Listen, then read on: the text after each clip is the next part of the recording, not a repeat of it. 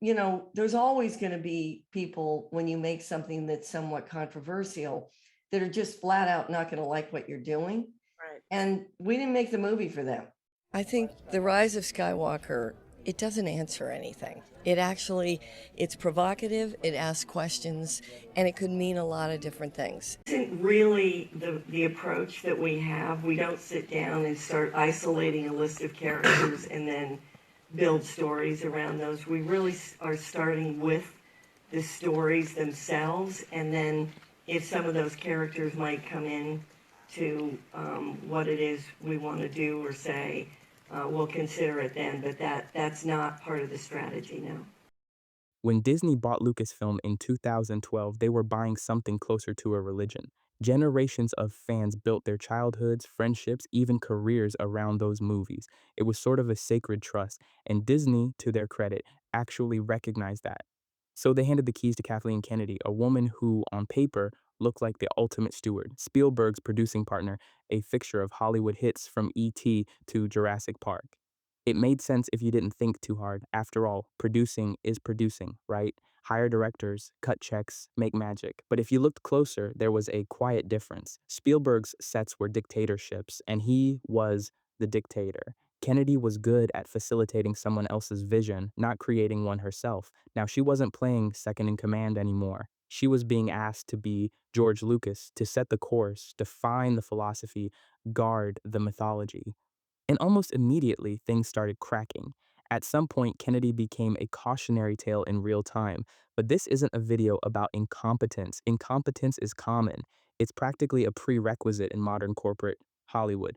No, what this is when failure becomes politically bulletproof. But we'll get there. First, we have to talk about how one of Hollywood's most celebrated producers somehow managed to turn a bulletproof cultural monument into a cautionary tale about what happens when you forget who your audience actually is. Do I need to be liked? Absolutely not. I like to be liked. It's about good and evil in us, as well as our institutions. So, and the idea that some of us think we're really great people, but in the real world we're not. We're terrible people.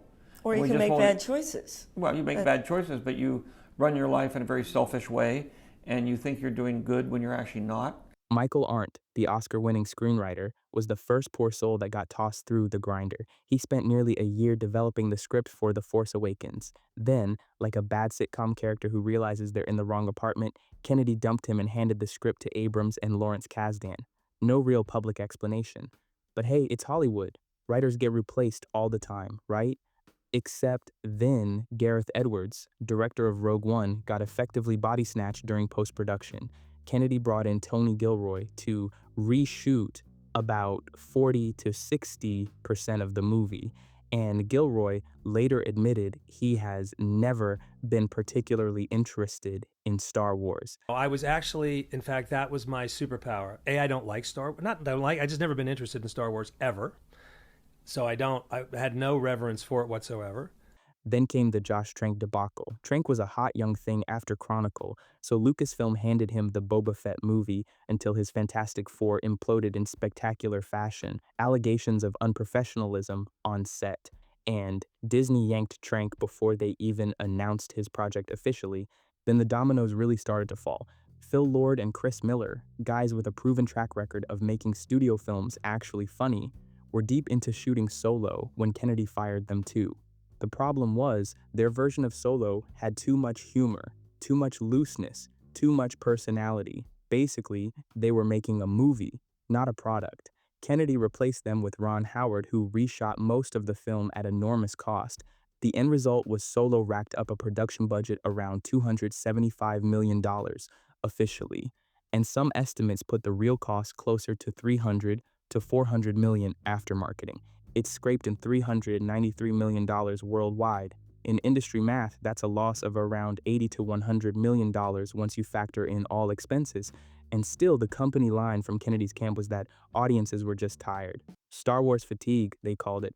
But the Revenge of the Sith's 2025 re-release completely wrecks that excuse. It pulled in $25 million its first weekend, took the #2 spot at the box office while blowing past a Minecraft movie and Accountant 2 with a global take of $43 million.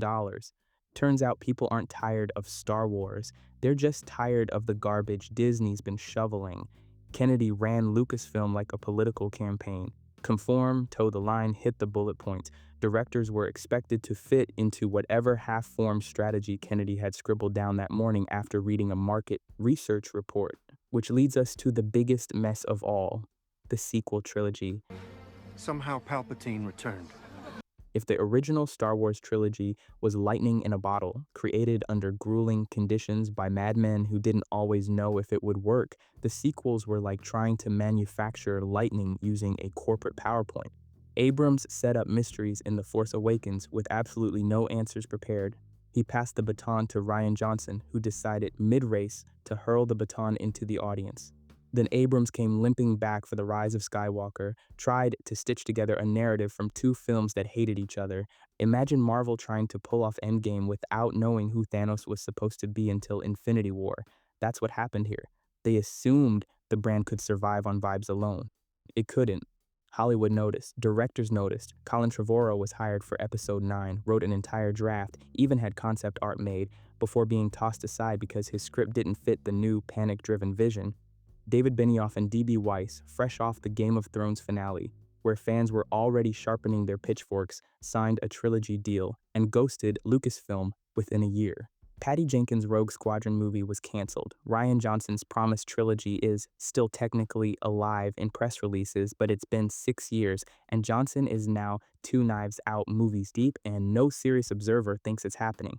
This is how Lucasfilm under Kennedy became the Bermuda Triangle of creativity. Announcements went in, movies never came out. And the ones that did, like The Rise of Skywalker, was embalmed, lifeless and formulaic, afraid of offending anybody and so inspiring absolutely nobody. Under Kennedy, basics became negotiable, cohesion was optional, accountability didn't exist, and somehow every time another project collapsed, another trilogy vaporized, another director mutually parted ways, it wasn't Kennedy's fault. It was changing creative directions, pandemic complications, audience shifts, always something, never her. Maybe that's the true irony here. Kathleen Kennedy was handed the keys to a sacred mythology and treated it like just another franchise, another brand to manage, another set of quarterly earnings to bolster, another IP portfolio to shuffle around. But mythology doesn't work like that. You build on it carefully or not at all. Kennedy's great mistake wasn't firing a few directors or making a few bad movies. It was forgetting that Star Wars didn't belong to Disney. It belonged to the people who grew up dreaming about galaxies far, far away. And those people noticed when it turned into a strip mall. I enjoy being liked. I have to be liked. But it's not like this compulsive need to be liked. Yes, we're debuting The Mandalorian in November, and I've been very involved in that. In fact, the same story group that works on the films works on the DisneyPlus projects as well. For a brief moment in 2019, it felt like Star Wars had cheated death. The Mandalorian absolutely came out swinging. Desert planets, stoic bounty hunters, actual mystery. Someone had finally cracked open the old pulp magazines George Lucas used to hoard as a film student and remembered why people fell in love with this universe. It was lean, focused, it had Baby Yoda, and for that short stretch of time, the noise had stopped. Kennedy wasn't out front. Jon Favreau and Dave Filoni were. But the thing about miracles is they don't last, especially in Hollywood, where no one learns the right lesson. What Disney took from the Mandalorian success wasn't give creators space to tell simple, powerful stories.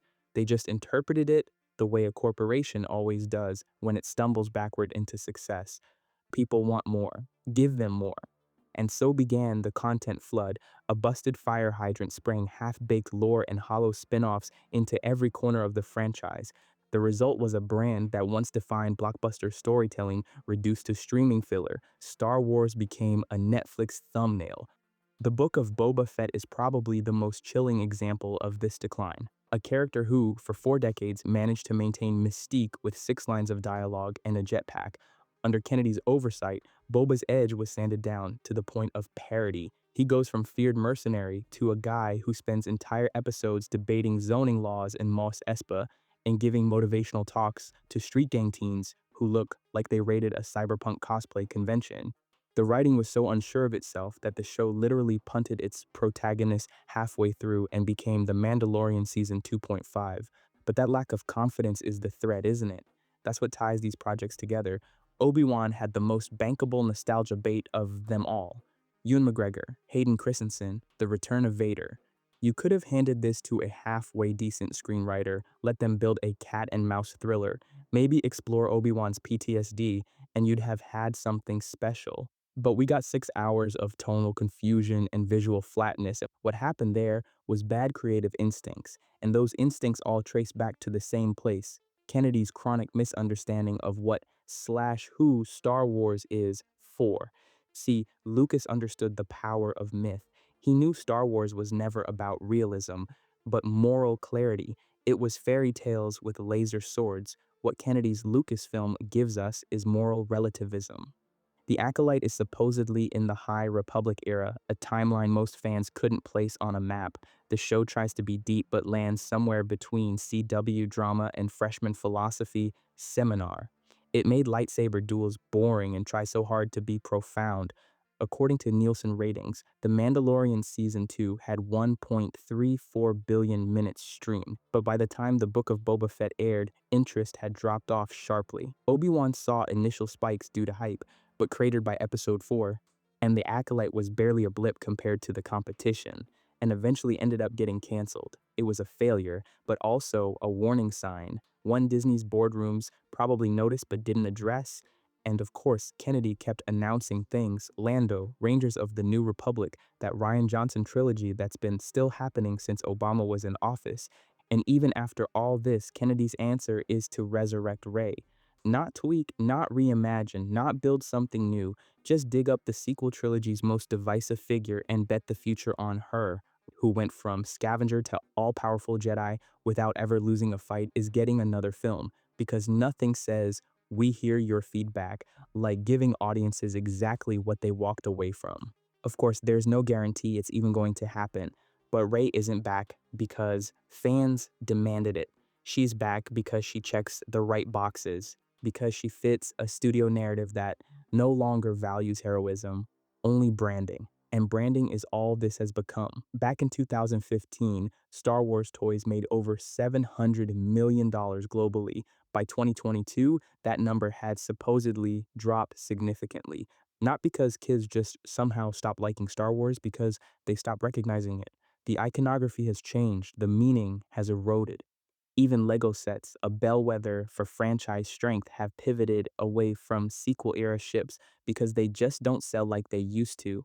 What remains now is a franchise in retreat. Not publicly, of course. Publicly, Lucasfilm keeps smiling for the cameras, greenlighting press releases, and pretending the house isn't on fire. But inside, the creative bankruptcy is obvious. You see it in the way they stretch 6 hours of plot into 8 episodes, and how they cut corners on storytelling while inflating production budgets. And Kennedy somehow is still there, still running the show, still taking victory laps for a trilogy that made billions but left no cultural footprint. Sometimes I'll start a sentence, and I don't even know where it's going. I just hope I find it along the way. I think there was an assumption being made for quite a while that girls didn't care about Star Wars, or that girls weren't identifying with characters like Luke Skywalker or Han Solo. They were only identifying with Princess Leia. There's a moment in The Last Jedi, one that's been dissected, memed, and side-eyed into oblivion, where Luke, the Jedi who once threw down his lightsaber rather than kill a genocidal tyrant, considers murdering his teenage nephew in his sleep because he sensed some bad vibes. But this was a symptom, because to understand what Kennedy has done to Star Wars, you don't even have to start with the films, but with the philosophy behind them. More specifically, the decision to retrofit a mythology into an ideological delivery system. It didn't begin with Luke, of course. It began with something much simpler and much funnier: a t-shirt. The Force is female, they declared back in 2017, worn by a squadron of Disney employees eager to pat themselves on the back for being on the right side of a culture war most fans weren't even fighting. To casual observers, it looked like a throwaway slogan, a splash of feminist branding to sell merch. But in hindsight, it was the Rosetta Stone of Kennedy's tenure, an open declaration that the franchise was no longer about entertainment, but a stage for 21st century identity politics. The Force, once a spiritual metaphor rich in Taoist, Buddhist, and mythological influences, was now a hashtag. Of course, slogans aren't fatal. Stories can survive bad PR. What they can't survive is the erosion of their internal logic. And where that philosophy finally metastasized on screen was The Last Jedi. Legacy characters were dismantled. Luke went from hopeful redeemer to depressed recluse in what was basically a political hit job on masculinity. Mark Hamill knew it. He said so multiple times. Well, I was shocked because I said to Ryan, number one, Luke was the most optimistic, hopeful character, and now he's this miserable, despondent hermit. Then, of course, he didn't. Then he did again. It says right in the script, forget the past, kill it if you have to. You're doing a pretty good job. Hollywood does that to you. One week you're being honest. The next, you're issuing statements clarifying your position because the studio called and reminded you about that spin-off you might want to be part of someday. Of course, this wasn't isolated. Han Solo, the smuggler who became a hero, was thrown back into the smuggler role like a malfunctioning NPC loop in the first movie of the new era. Everything he'd earned, his leadership, his love story, his redemption, erased. And when Han's time came, it wasn't in a final act of earned heroism, but in a weirdly staged patricide. These were all ideological subversions. You don't kill the past for the story. You kill it to make room for something else. Now, you could argue that this is just what modern storytelling looks like. Flip expectations, break icons, subvert everything, but that only works if what you're replacing it with is better, or at least coherent. What Kennedy's Star Wars gave us was blank slate protagonists engineered in a lab for moral purity and social media validation. Rey was a robot. Finn started strong, but was eventually sidelined into comic relief. Rose was introduced, given a lecture scene, and then vanished. Every time the story approached complexity, it turned back toward checklist storytelling. But the bigger pattern comes into focus when you step back and look at what Kennedy did to Indiana Jones. Me too. Dial of Destiny, with its $300 million price tag, was an obituary. Indy, the punch first think later archaeologist who could teach a class and take a punch in the same day, spends the film getting outshined by Helena, his goddaughter, who, surprise, knows more, does more, and tells him what to do every step of the way. By the end, Indy literally asked to stay in the past. He's ready to be erased from history, just as the story has been quietly erasing him all along. What's striking is how deliberate the pattern is. These male leads almost completely lose their agency. They become spectators in their own stories. And when that happens once, it's a fluke. Twice, maybe a coincidence. But across franchises, genres, and years, it becomes doctrine. Even The Mandalorian, which started strong under Jon Favreau's steady hand, couldn't escape the gravitational pull of Kennedy's influence. Season 1 gave us a stoic bounty hunter with a moral code forged in steel. Season 2 layered in legacy connections, from Boba Fett to Luke's digital ghost. But by Season 3, Din Djarin was basically a glorified Uber driver for Bo-Katan, handed over the Darksaber like a set of car keys. His story became background noise in his own show. But that's the rub. Star Wars has always had strong female characters. The original trilogy didn't need a committee to make Leia competent. She just was. Clone Wars, Ahsoka, even Padme in the prequels, all written with intention, flaws, and actual arcs. They didn't need the old guard to be diminished so they could rise. They rose because the story earned it. That's the thing Kennedy never seemed to grasp. You don't need to dismantle archetypes to tell new stories. You just have to understand them, respect them, know why they worked before you try to subvert them. It's the difference between building a cathedral and squatting in the ruins of one. One takes reverence, the other takes ego. And this, maybe, is where ideology becomes pathology. The idea that in order to move forward, everything that came before must be deconstructed, recontextualized, and then quietly discarded. It's the same instinct behind every reboot that turns a confident male lead into a stammering sidekick, or every sequel that begins with, actually the hero you loved was a failure all along. It's revisionist nonsense. But mythology doesn't work that way. Stories matter because of the way they resonate with something primal, archetypes, symbols, the hero's journey, and when those are torn down not to elevate the story but to satisfy a modern ideological checkbox, the myth collapses.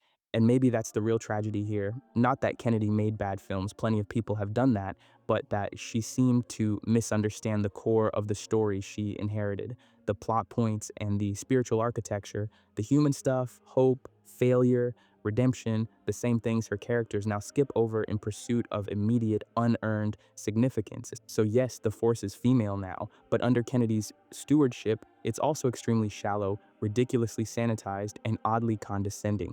And through it all, she smiled, signed off, and got promoted. Because in corporate America, the actual product doesn't matter. What matters is whether your failures make the right kind of noise.